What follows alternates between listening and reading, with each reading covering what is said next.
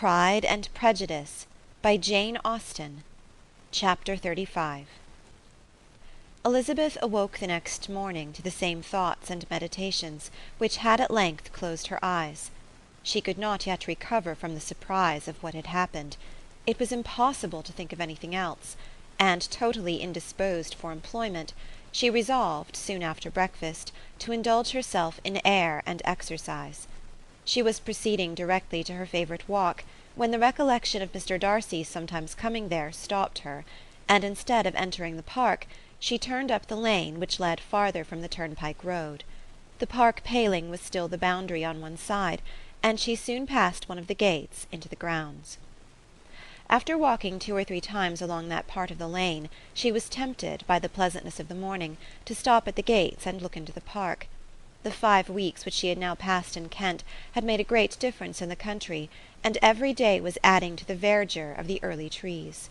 She was on the point of continuing her walk, when she caught a glimpse of a gentleman within the sort of grove which edged the park. He was moving that way, and fearful of its being Mr Darcy, she was directly retreating. But the person who advanced was now near enough to see her, and stepping forward with eagerness, pronounced her name. She had turned away, but on hearing herself called, though in a voice which proved it to be Mr Darcy, she moved again towards the gate.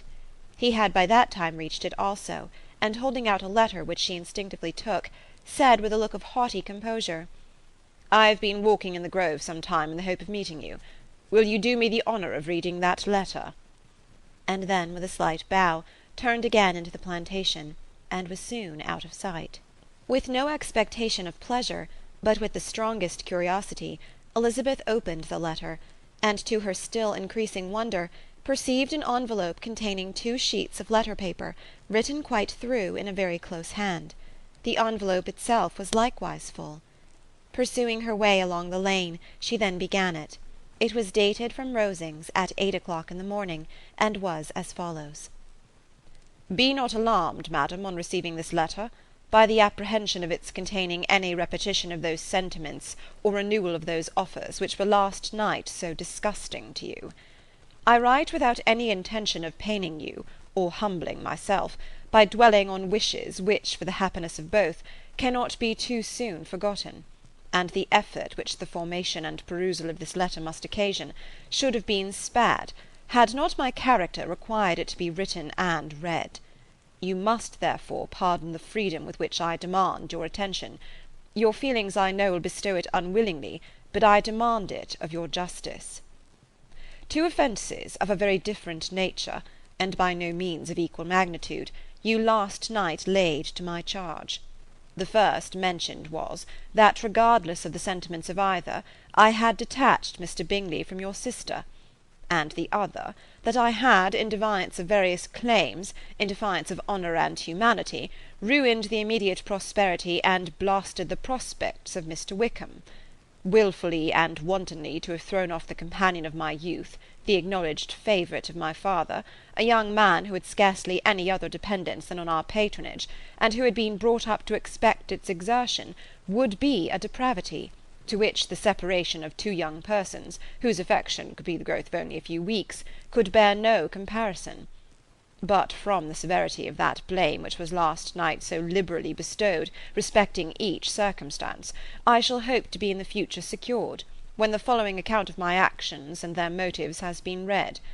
If, in the explanation of them, which is due to myself, I am under the necessity of relating feelings which may be offensive to yours, I can only say that I am sorry. The necessity must be obeyed, and further apology would be absurd. I had not long been in Hertfordshire, before I saw, in common with others, that Bingley preferred your elder sister to any other young woman in the country. But it was not till the evening of the dance at Netherfield that I had any apprehension of his feeling a serious attachment. I had often seen him in love before. At that ball, while I had the honour of dancing with you, I was first made acquainted, by Sir William Lucas's accidental information, that Bingley's attentions to your sister had given rise to a general expectation of their marriage. He spoke of it as a certain event of which the time alone could be undecided. From that moment I observed my friend's behaviour attentively, and I could then perceive that his partiality for Miss Bennet was beyond what I had ever witnessed in him. Your sister I also watched. Her look and manners were open, cheerful, and engaging as ever, but without any symptom of peculiar regard, and I remained convinced from the evening's scrutiny that though she received his attentions with pleasure, she did not invite them by any participation of sentiment. If you have not been mistaken here, I must have been in error. Your superior knowledge of your sister must make the latter probable. If it be so, if I have been misled by such error to inflict pain on her, your resentment has not been unreasonable. But I shall not scruple to assert that the serenity of your sister's countenance and air was such as might have given the most acute observer a conviction that, however amiable her temper, her heart was not likely to be easily touched. That I was desirous of believing her indifferent is certain, but I will venture to say that my investigation and decisions are not usually influenced by my hopes or fears. I did not believe her to be indifferent because I wished it. I believed it on impartial conviction, as truly I wished it in reason. My objections to the marriage were not merely those which I last night acknowledged to have the utmost force of passion to put aside, in my own case. The want of connection could not be so great an evil to my friend as to me. But there were other causes of repugnance, causes which, though still existing, and existing to an equal degree in both instances, I had myself endeavoured to forget, because they were not immediately before me. These causes must be stated, though briefly. The situation of your mother's family, though objectionable, was nothing in comparison to that total want of propriety so frequently, so almost uniformly betrayed by herself, by your 3 younger sisters, and occasionally even by your father. Pardon me. It pains me to offend you. But amidst your concern for the defects of your nearest relations, and your displeasure at this representation of them, let it give you consolation to consider that, to have conducted yourselves so as to avoid any share of the like censure, is praise no less generally bestowed on you and your elder sister, than it is honourable to the sense and disposition of both. I will only say farther, that from what passed that evening, my opinion of all parties was confirmed, and every inducement heightened which could have led me before to preserve my friend from what I esteemed a most unhappy connection.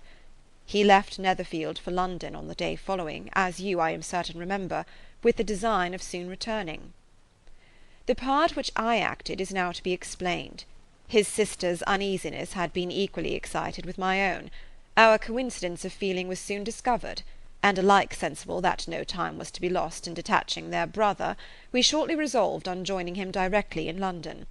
We accordingly went, and there I readily engaged in the office of pointing out to my friend the certain evils of such a choice.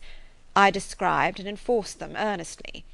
But however this remonstrance might have staggered or delayed his determination, I do not suppose that it would ultimately have prevented the marriage, had it not been seconded by the assurance that I hesitated not in giving, of your sister's indifference.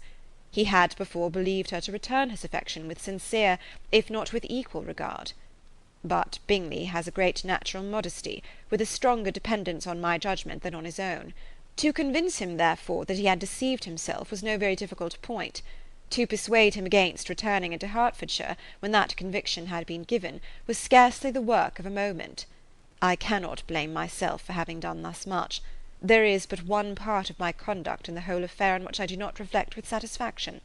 It is that I condescended to adopt the measures of art so far as to conceal from him your sister's being in town. I knew it myself, as it was known to Miss Bingley, but her brother is even yet ignorant of it. That they might have met without ill consequence is perhaps probable, but his regard did not appear to me enough extinguished for him to see her without some danger.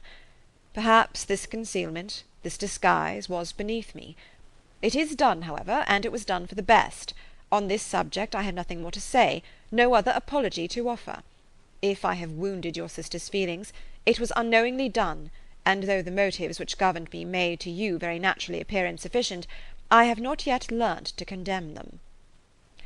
With respect to that other, more weighty accusation of having injured Mr Wickham, I can only refute it by laying before you the whole of his connection with my family.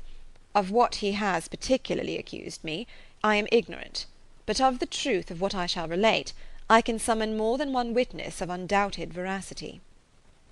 Mr Wickham is the son of a very respectable man, who had for many years the management of all the Pemberley estates, and whose good conduct in the discharge of his trust naturally inclined my father to be of service to him, and on George Wickham, who was his godson, his kindness was therefore liberally bestowed. My father supported him at school, and afterwards at Cambridge. Most important assistance, as his own father, always poor from the extravagance of his wife, would have been unable to give him a gentleman's education. My father was not only fond of this young man's society, whose manners were always engaging, he had also the highest opinion of him, and hoping the church would be his profession, intended to provide for him in it. As for myself, it is many, many years since I first began to think of him in a very different manner. The vicious propensities, the want of principle, which he was careful to guard from the knowledge of his best friend, could not escape the observation of a young man of nearly the same age with himself, and who had opportunities of seeing him in unguarded moments, which Mr Darcy could not have. Here again I shall give you pain, to what degree you only can tell. But whatever may be the sentiments which Mr Wickham has created, a suspicion of their nature shall not prevent me from unfolding his real character. It adds even another motive. My excellent father died about 5 years ago, and his attachment to Mr Wickham was to the last so steady that in his will he particularly recommended it to me to promote his advancement in the best manner that his profession might allow, and if he took orders, desired that a valuable family living might be his as soon as it became vacant. There was also a legacy of £1,000. His own father did not long survive mine, and within half a year from these events, Mr Wickham wrote to inform me that finally, having resolved against taking orders, he hoped I should not think it unreasonable for him to expect some more immediate pecuniary advantage, in lieu of the preferment, by which he could not be benefited. He had some intention, he added, of studying law, and I must be aware that the interest of £1,000 would be a very insufficient support therein. I rather wished than believed him to be sincere, but at any rate was perfectly ready to accede to his proposal. I knew that Mr Wickham ought not to be a clergyman. The business was therefore soon settled. He resigned all claim to assistance in the church, were it possible that he could ever be in a situation to receive it, and accepted in return £3,000. All connection between us seemed now dissolved. I thought too ill of him to invite him to Pemberley, or admit his society in town. In town I believe he chiefly lived, but his studying the law was a mere pretence, and being now free from all restraint, his life was a life of idleness and dissipation. For about 3 years I heard little of him, but on the decease of the incumbent of the living which had been designed for him, he applied to me again by letter for the presentation. His circumstances, he assured me, and I had no difficulty in believing it, were exceedingly bad. He had found the law a most unprofitable study, and was now absolutely resolved on being ordained if I would present him to the living in question, of which he trusted there could be little doubt, as he was well assured that I had no other person to provide for, and I could not have forgotten my revered father's intentions. You will hardly blame me for refusing to comply with this entreaty, or for resisting every repetition to it. His resentment was in proportion to the distress of his circumstances, and he was doubtless as violent in his abuse of me to others as in his reproaches to myself. After this period every appearance of acquaintance was dropped. How he lived I know not, but last summer he was again most painfully obtruded on my notice. I must now mention a circumstance which I would wish to forget myself, and which no obligation less than the present should induce me to unfold to any human being. Having said thus much, I feel no doubt of your secrecy. My sister, who is more than 10 years my junior, was left to the guardianship of my mother's nephew, Colonel Fitzwilliam, and myself. About a year ago she was taken from school, and an establishment formed for her in London, and last summer she went with the lady who presided over it to Ramsgate, and thither also went Mr Wickham, undoubtedly by design, for there proved to have been a prior acquaintance between him and Mrs Young, in whose character we most unhappily deceived, and by her connivance and aid he so far recommended himself to Georgiana, whose affectionate heart retained a strong impression of his kindness to her as a child, that she was persuaded to believe herself in love, and to consent to an elopement. She was then but 15, which must be her excuse, and after stating her imprudence, I am happy to add that I owed the knowledge of it to herself. I joined them unexpectedly a day or two before the intended elopement, and then Georgiana, unable to support the idea of grieving and offending a brother whom she almost looked up to as a father, acknowledged the whole to me. You may imagine what I felt, and how I acted. Regard for my sister's credit and feelings prevented any public exposure, but I wrote to Mr Wickham, who left the place immediately, and Mrs Young was of course removed from her charge. Mr Wickham's chief object was unquestionably my sister's fortune, which is £30,000. but I cannot help supposing that the hope of revenging himself on me was a strong inducement. His revenge would have been complete indeed. This, madam, is a faithful narrative of every event in which we have been concerned together, and if you do not absolutely reject it as false, you will, I hope, acquit me henceforth of cruelty towards Mr Wickham. I know not in what manner, under what form of falsehood he had imposed on you, but his success is not perhaps to be wondered at. Ignorant as you previously were of everything concerning either, detection could not be in your power, and suspicion certainly not in your inclination. You may possibly wonder why all this was not told you last night, but I was not then master enough of myself to know what could or ought to be revealed. For the truth of everything here related, I can appeal more particularly to the testimony of Colonel Fitzwilliam, who, from our near relationship and constant intimacy, and still more as one of the executors of my father's will, has been unavoidably acquainted with every particular of these transactions. If your abhorrence of me should make my assertions valueless, you cannot be prevented by the same cause from confiding in my cousin, and that there may be the possibility of consulting him, I shall endeavour to find some opportunity of putting this letter in your hands in the course of the morning. I will only add, God bless you.